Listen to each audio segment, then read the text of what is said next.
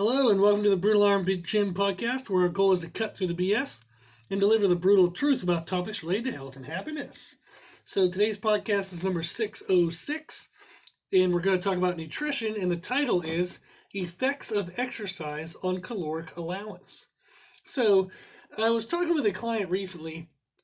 They're a new online style client. We have a kind of an interesting service going on with virtual check-ins. So we're doing like training plans, nutrition plans, and accountability plans, and then virtual check-ins every week to help people who are training from home or just training in remote locations away from the gym. People have been enjoying the virtual check-in versus an email. And this was a new client of that service. And we were talking about the setup of her program, and she was wondering why, or not really, like just asking what the benefit of exercise really was. So she's not super duper fan of exercise. She doesn't mind it. She enjoys it when she can get it. But also it's kind of one of those things where she's doing it because she knows she should rather than really loving it. So she was wondering, like, why am I doing this? And wanted a little bit more kind of emphasis on the importance of it so it would help motivate her to do it. So we were talking about the effects of exercise and how when you do exercise, it increases the amount of calories that you're using for that day, and therefore you can eat more calories. So one of my ways to try to convince her to exercise was that she got to eat more. And this is extremely helpful for people who are wanting to lose weight, because typically one of the main reasons why people fail diets is they too severely restrict their calories, they undereat, they become freaking starving, and then they kind of get in these like cycles of where they overeat or binge, they feel guilty, so then they undereat, then they starve, then they overeat and binge to respond to that, to the cravings, and it's just kind of this endless cycle. And one of the ways we can break the cycle is by using exercise to allow us to eat more, therefore they don't feel like they have to go into such a caloric restriction in order to make progress. So we've talked a little bit about this already in podcast number 181, titled Using Muscle Damage for Fat Loss. But I wanted to talk more about the effects of exercise on specifically like kind of the basal metabolic rate and how many calories we burn in a day, and present it in that type of a format. So the term I threw out there in the last sentence was basal metabolic rate. What that refers to is just how many calories we burn just being alive. How many calories we burn just by our body doing normal processes. If we were to just lay in the bed and do nothing throughout the day, that is how many calories we still burn while being alive. So we've talked about this in a past podcast in reference to sedentary workers. And I believe that was podcast number 390, Proper Nutrition for Sedentary Workers. Because at that point, I had somebody ask in, who was a listener, they asked, if I'm sitting at a desk all day, do I really need to eat? Can I use intermittent fasting, or can I just avoid eating until lunch? The answer is hell no, don't do that. There's tons of negative effects. So I used in that podcast the breakdown of how many calories we burn in a day and where it comes from. So basal metabolic rate, like we said, is just what you use by being alive. So what your body uses to repair skin, grow hair, grow your nails, breathe oxygen in and out. So all those normal processes, our body does that, and that actually burns 60% of our total caloric intake. So out of all the calories you eat in a day, 60% account to just keeping you alive. So the argument, or the point of making that statement with the Sedentary Worker podcast, was they still should eat 60% of their daily needs. Rather than skipping meals or eating 0 calories, they should still eat 60% to at least maintain health. And then they would, at least that would give them enough calories not to be unhealthy. They'll still have enough of a deficit that they can lose body fat, but they won't get into these crazy high cortisol stress states and needing a ton of caffeine and just feel miserable and break from that diet later on. So BMR, or basal metabolic rate, equates to 60%. Part of that is keeping our muscle tissue alive. So the muscle tissue that we have requires nutrients to be fed to it to keep it alive and keep it from wasting away. So how much muscle we have influences our BMR. It can make how many calories we burn at rest higher. That's going to be important for us to remember in a second. The rest of the breakdown, where does the other 40% of our calories come from? 20% comes from just normal activities of everyday living. So fidgeting, times of walking up the stairs, walking down the stairs, going to the bathroom, laughing, talking with friends, just normal actual physical activity. So we said if you laid in bed and did nothing, you would still need 60% of your daily total calories to cover your basic just staying alive processes. Then if you got up out of bed and you moved around, that equates to about 20% of our caloric needs. So even if somebody's a sedentary worker, they're sitting at a desk, fidgeting, working on their computer, typing, doing this and that. The fact they're even sitting up is activating muscles. So they still need, you can argue this, that still they would need 80% of their daily calories, and they would have no concern whatsoever of getting body fat because that's still only 80% of what they really need. So again, no one should avoid eating as a way to reduce calories. That's absolutely stupid. It doesn't match the way the body works. So we've done tons of podcasts about intermittent fasting. So if you want to check that out, one that we did was podcast 129 titled Starvation Diets, Intermittent Fasting and Keto. So intermittent fasting does work. We're not arguing that it doesn't reduce body weight. It absolutely does, but you feel like absolute crap eventually. You get over-reliant on caffeine. It messes up sleep quality. Person will start to lose muscle tissue as much as they lose body fat. They'll also have poor performance in sport and activity. And it just has insane amount of long-term problems. So higher water retention, higher cortisol, whole bunch of negatives. So you do get the number on a scale to go down, but the quality of your life goes to crap, and your body's ability to stay lean in the future gets lessened. So it's a temporary success, but a long-term absolute setback. So no one should be eating nothing as a way to lose body fat. Absolutely stupid. So, 60% of our daily calories comes from BMR, 20% comes from normal activities of being alive. Then 10%, around 10%, comes from what's called thermic effect of food. It means how many calories do we burn to get the calories from our food. So when you eat things, your body has to use calories, has to use energy to break the food down to get energy from it. So thankfully, we don't use as much as we get, otherwise we'd be dead. So I might only use, say, 10 calories to get 100 calories out of something. So we do net gain calories, but it still does cost us calories. So that equates to about 10%. You can maximize that by eating whole foods and things that take kind of longer to process versus fast things like sugars and shakes, which lessens actually your thermic effect of food. So clients will wonder sometimes why I tend to push them away from shakes and sugary things and easy digestible foods, because it lessens how much food they can actually eat. They can't eat as much if they use more pre-processed foods. Then the last 10% you can equate to physical activity, like exercise activity. So purposeful exercise, purposeful activity above normal daily habits. So the reason why I bring all this up is exercise allows you to eat more. So again, the title of the podcast is Effects of Exercise on Caloric Allowance. If you exercise, you're allowed more calories. You can eat more calories while still losing body fat or while still maintaining body fat if your focus is on performance or maximizing muscle tissue but minimizing fat. So bodybuilders, or anybody really, anybody that wants to build muscle but stay lean, the more muscle damage they have present in their body at any given time will allow them to eat more while staying lean and still have a surplus of proteins and other nutrients required to build muscle tissue.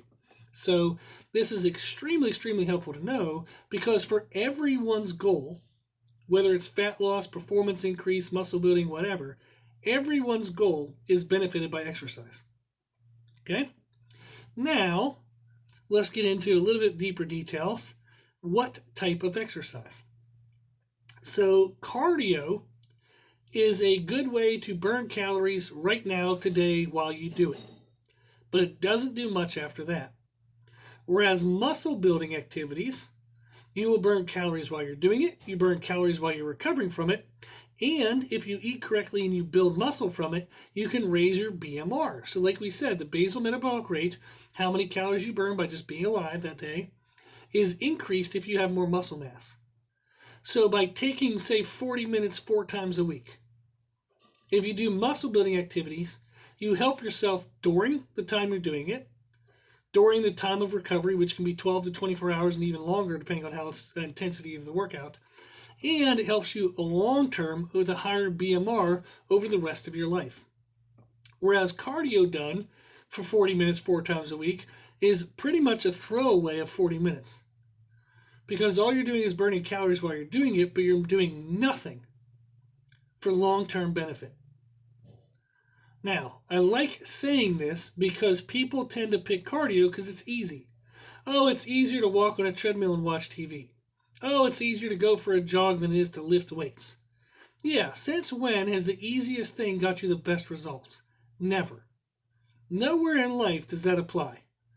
What's the easiest thing to do in a relationship? It sure as shit won't get you the best relationship. Okay? What's the easiest thing to do at work? It sure as shit won't get you a raise. It won't get you the best position. We don't move forward in life by doing the easy things. So why the hell would we expect cardio, which is easy to do compared to weight training, to be better than weight training? It's not. It's absolutely worth the investment of getting uncomfortable, of learning how to do it correctly, weight train correctly, and forcing yourself to do it even if you don't want to. Weight training with the structure correct for building muscle tissue, nutritionally and training wise, the structure to build muscle tissue, the structure to create muscle damage, is infinitely better than cardio. Okay? So, what happens if I'm telling somebody this and they're like, well, I don't want to build too much muscle, I don't want to get too bulky? You won't. That's a pretty ridiculous statement because nobody grows super fast.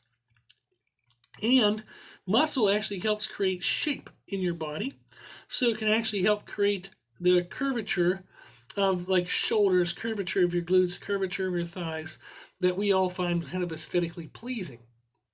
Whereas if somebody just does a bunch of cardio, they can sometimes look rail thin or sickly thin, or they won't have any shape to them. They'll just kind of be like thin, but a stick. Now, if somebody wants that look, great. I'm not saying it's a bad look, but if somebody's wanting more of a muscular-based or athletic style look, running sure as hell won't create that.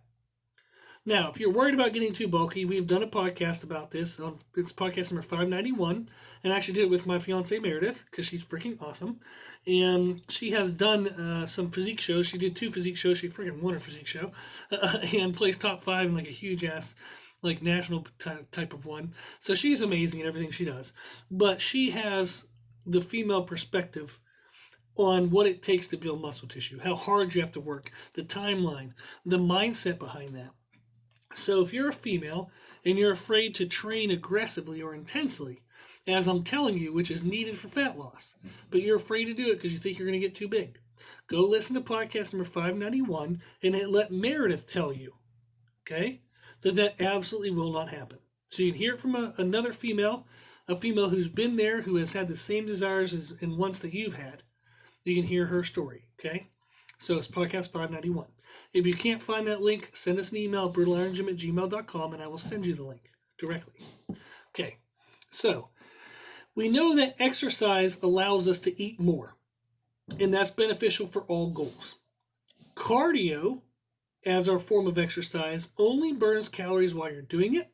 Now, for all those high-intensity interval training people out there who say, what about the residual, blah, blah, blah, blah, blah, blah, blah, that all fades away in an hour or two. So I taught exercise physiology for 7 years at the university level, so I'm well aware of the heart effects and the caloric effects of different styles of training. So if you do interval-based cardio, it is true that there is some residual effects of heart rate change that can continue to burn calories above normal resting rate once you're done with the cardio, but that fades away in a few hours. Whereas if you do an intense session of muscle building activity, that can take, like I said, 12, 24, even 36 to 48 hours, depending on how intense it is. And that helps raise your raise your basal metabolic rate, how many calories you're burning, not only while you're doing it, but while you're recovering from it. And like we said, if you do it correctly, it will result in permanent muscle increase, which increases your BMR even on days you don't do shit. So if you don't do anything after you've been weight training for a while, you will still burn more calories at rest than you did before you would weight train.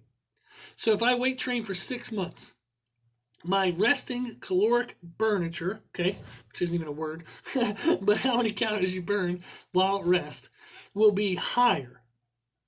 But the same person who took 6 months just to do cardio, their BMR, the calories they burn at rest, is the exact freaking same. Now, there are variances in regards to like fat loss, and there actually is a way for it to be more negative. If they do the running with poor nutrition, they can actually lose muscle tissue, so their BMR might actually be worse off from 6 months of cardio. So if you're going to spend 6 months investing into exercise and trying to improve your overall health, which includes blood markers like cholesterol, blood pressure, heart rate, stuff like that, 6 months of muscle building gets you everything you want. 6 months of cardio gets you jack shit. Okay? So it's important that we recognize this. So if I'm going to put effort towards exercise, that I spend my effort wisely and I get the best results for it. Okay?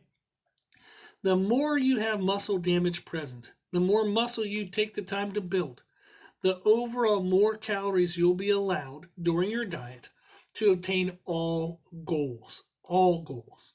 Okay?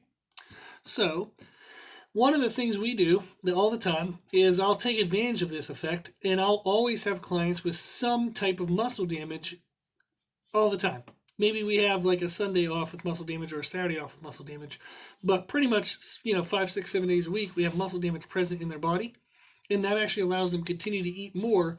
So if they train their legs on Monday, their legs might be fully recovered by Wednesday.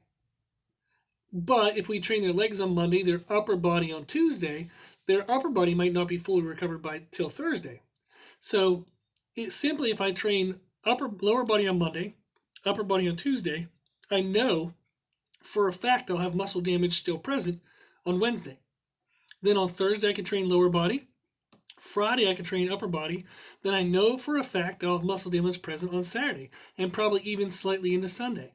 So we're only maybe missing a half of a day, if that, where there isn't muscle damage present. Therefore, they're not already still burning more calories because their body's still trying to fix that muscle damage. Whereas if I just do cardio on Monday, its effects are gone halfway through Monday. If I do cardio on Tuesday, its effects are gone halfway through Tuesday. Wednesday, I get no positive effect. Thursday, again, it's halfway done. Friday, half the day. Saturday, no benefit. Sunday, no benefit. So spending 4 days a week doing cardio only gets you 4 days of benefit. Whereas spending 4 days of weight training gets you 6 to 7 days of benefit. Okay? So hopefully this is becoming more and more obvious that people need to freaking lift weights. You need to do resistance training. If you don't know what you're doing, freaking get a trainer. Like, this is not a service for myself. If you want to hire me, sure, great, that's awesome. And I appreciate it. But at the same time, I'm not saying it just to get people to sign up. I'm saying it because it's the best answer. You can train from home. There's tons of videos that people have out now. Like there's Beachbody stuff. There's YouTube videos out the wazoo. There's tons and tons of services you can use to train from your own house. You can go to any gym you want. Doesn't matter where you go. Just freaking use some weights, okay? It'll help you. I promise, promise, promise. Now, I beat a dead horse probably with this, but I did want to get it across, is exercise does allow for higher caloric intake while reaching all goals, including fat loss. So if you've failed diets before because you felt starved to death, freaking add in some exercise and preferably weight training, and you will be able to eat more. The number one complaint I have from clients is that they can't eat everything I tell them to eat. I have so much muscle damage present in their programming that they freaking can't eat as much as they need to eat. So I'm telling them all the time they need to eat more, eat more, eat more, and they get leaner and leaner and leaner when they do. So people I've taken with contest prep, I've helped, oh God, I don't even know how many, 50 plus easy, probably 100 plus actually, females after they have done a prep for like an aesthetics competition, so bikini, figure, physique, stuff like that, and they did it with the starvation and cardio method. So their coach just kept taking food away, and they were doing 2-3 hours of cardio a day. That is wildly inefficient. So there's so much effort going into the results that's insane. You could get the same results with half the effort. And it causes long-term body fat retention issues. So the women in those diets with insane cortisol levels, high water retention, their body starts gaining fat the second they look at food again. That's because their coach is an asshole and doesn't know what they're doing. So if you do this stuff correctly, the women can actually have healthier BMRs. They can have healthier metabolisms by the end of the competition prep because they've built more muscle and they did it in a way that didn't spike cortisol. So you can take females and males through competition prep and make them healthier at the end. There is no reason why they need to be unhealthy and have these wild rebounds where they have skyrocketing water retention and body fat storage. No reason whatsoever to have that happen. So if you use this information correctly, if we use how the body works correctly, you can build the body over time, not tear it apart. Okay? So exercise is your friend. If you exercise more, you can lose more fat while eating more food. Okay? So exercise is awesome. Use it, use it, use it. If you have the time, do weight training rather than cardio. Okay. So if anybody wants any help putting this together, like I said, I've helped hundreds of aesthetic athletes build muscle, lose body fat, build their health over time. I've helped a lot of females recover from improper prep programs to where like we can get body fat back off them, put them back in a healthier state than where they ended the diet and started gaining all this body fat back. So if you need any help with any of that, please reach out to us. Our email is brutalironGym@gmail.com. You do not have to live unhealthy. You do not have to get fat every time you see food. Okay? We can help. I promise, promise, promise. So please reach out to us if you want the help. And then also, like I mentioned at the beginning, this whole conversation came from a online client who is doing kind of like a full service with us where they get nutrition plan, training plan, accountability plan, and virtual check-ins. So if you're interested in that type of thing, please let us know because this would be a great opportunity for people to use that service for a couple months, learn what you need to learn, so then you can take control of your health for the rest of your life. So you can pick however long you want to do the service, but even 3 to 6 months of that service, you'll then know what to do for the rest of your freaking life. It would be pretty awesome to invest, say 3 months into the next 3 decades. We can teach you how to train right, teach you how to exercise correctly, teach you how to build a self-accountability and self-responsibility, and we can check in with you every week to build that stuff. We can build your knowledge of how to be your own trainer, how to take control of your own health and build the body and the health that you want. Okay?